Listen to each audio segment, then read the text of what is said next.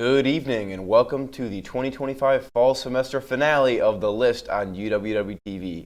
I'm Charlie Siegel. And I'm Zach Kreider, and for the final time, we'll present our top 5 sports stories of the week and discuss why they made our top 5. Did your top 5 make our list?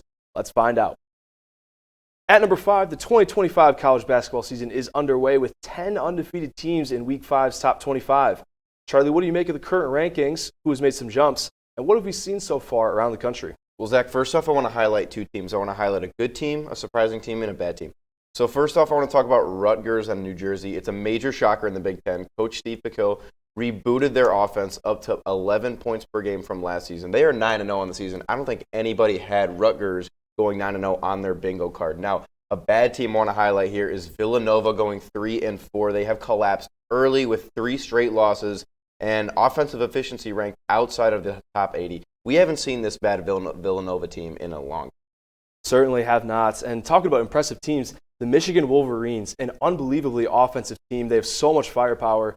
Recently beat a top-ranked team in Gonzaga by over 40 points. Unbelievable, Charlie. Talking about other teams, Duke is always a threat. Cameron Boozer is actually leading them in 4 out of 5 major statistical categories. He's looked phenomenal. And talking about other teams, Louisville, they're a team that has been kind of, in limbo a little bit, I would say. They used to be, of course, basketball royalty.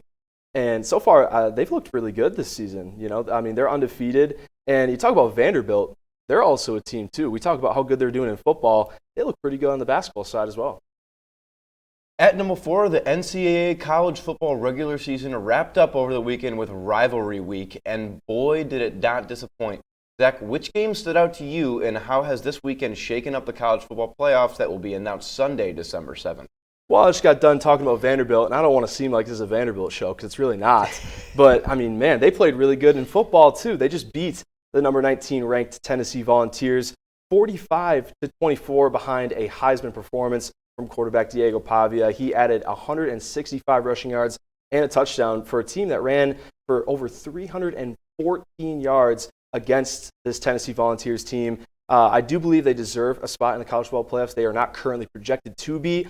I do think they deserve it, however. And then in the SEC, Texas and Texas A&M, what a game. Not the greatest performance from quarterback Marcel Reed, 180 yards and 2 interceptions.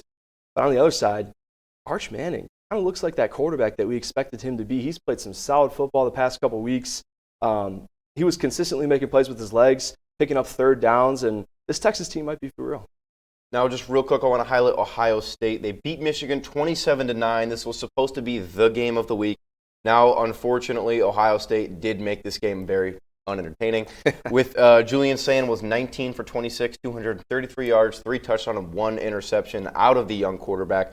Bo Jackson on the ground, 22 carries and 117 yards. Kind of sound like the Bo Jackson that we know and love from the early eras. And we got touchdowns from all 3 receivers in Carnell Tate, Jeremiah Smith, and Brandon Inniss. Now, this Ohio State team, they are currently ranked number 1. Not a surprise to anybody right back. At number 3, from snow games to upsets, we saw some great NCAA Division III football over the weekend. 2 of the top 3 seeds in the tournament are out. UW-Whitewater lost a close one in a snow game against DePauw.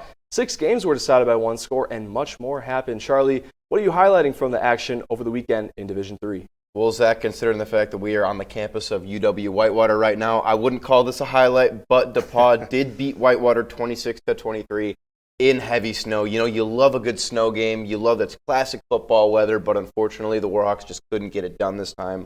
Whitewater's last drive stalled out at the DePauw 34-yard line, the first time Whitewater has failed to reach the quarterfinals since 2018. Very disappointing. And, Susquehanna upsets Christopher Newport. My big question here, should Christopher Newport really should have been a number 3 seed? I feel like that's a big argument going around in D3 sports right now. Yeah, it certainly is. They really didn't live up to that top seed as they did take the loss 42-28. It was very efficient football from Susquehanna, 418 total yards and 13 of 18 on third down while playing great defense on Christopher Newport's quarterback. That was Connor Berry, threw 3 interceptions that game. But going back to the Whitewater game, yeah, just a tough way to go out there in the playoffs. Of course, he had the conditions with the snow, but just too many mistakes, too many penalties. 8 penalties for 101 scrimmage yards. it's just not going to win a playoff game at the end of the day. And looking around at WIAC opponents here, UW River Falls, they were my pick coming into this tournament to win the entire D3 championship. They won their first game, playing against Chapman 58-7. I mean, they look like a phenomenal football team, and I don't see any reason, frankly, why they don't win this championship. We've got more coming up on the list, including a discussion on the underdog winners in the NFL and a head coaching carousel in college football. We'll be right back.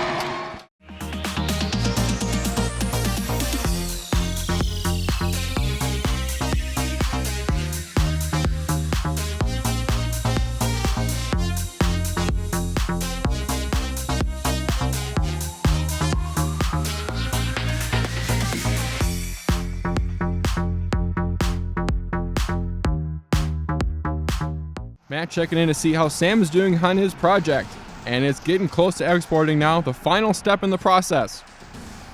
And it is complete, and Sam is hyped. Finally gets complete and spikes the ball into the end zone. Sam's celebrating with his colleagues, and they throw a flag on the play. The ref's going to call excessive celebration. Sam is in disbelief and can't believe it. He tries to dispute the call, but the ref is not having any of it.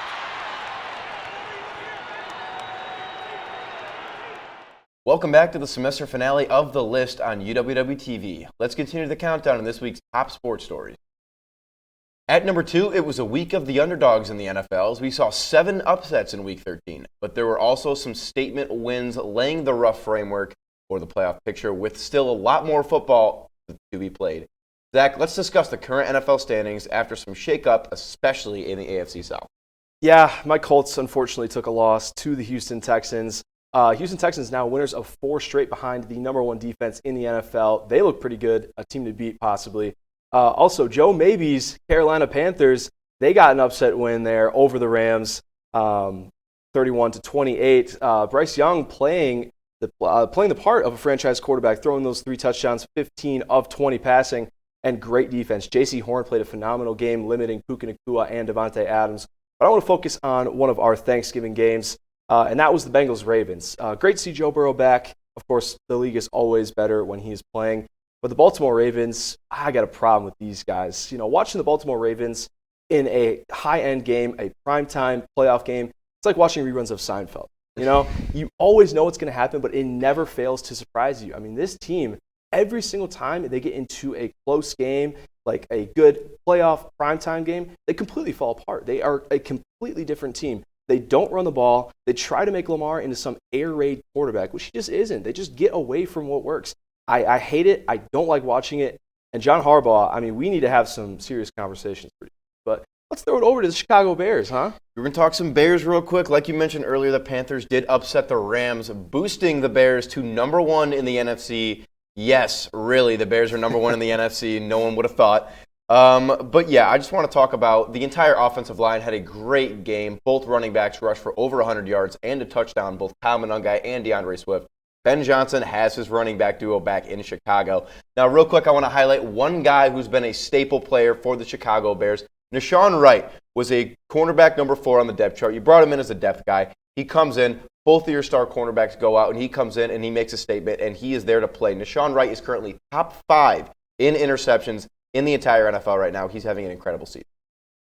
And our top story of the week, after leading Ole Miss to the college football playoffs for the first time in program history, Lane Kiffin is jumping ship to Baton Rouge ahead of the playoffs. Kiffin is one of many coaches to accept new jobs over the weekend, but this one comes with some unfortunate timing for the Rebels. Charlie, what does Kiffin's departure mean for both Ole Miss and LSU? Well, we all know that you have a very negative relationship with coaches in the football universe, so I will keep mine positive for now, Zach. I think this is a great move for LSU. You want to go out and get a guy who is experienced in the SEC, and I think Lane Kiffin is probably your best option there. He's had success, he's won a lot, and he knows the division, and I think he's produced a lot of talent.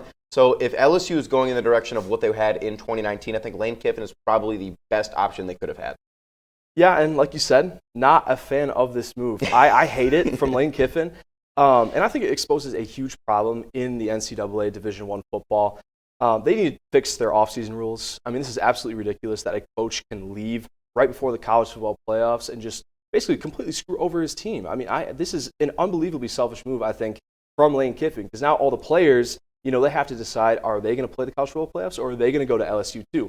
All the commits, they have to decide, are they going to flip? Are they going to stay with Ole Miss? Or now are they going to flip to LSU? Like, it's selfish on so many levels. It's not fair to the players, to his assistant coaches, and to the program. He spent the better part of a decade trying to fix. And you got the 7th seed in the nation. Like, you're a shoo-in almost for the college football playoffs, and all of a sudden you just jump ship and leave.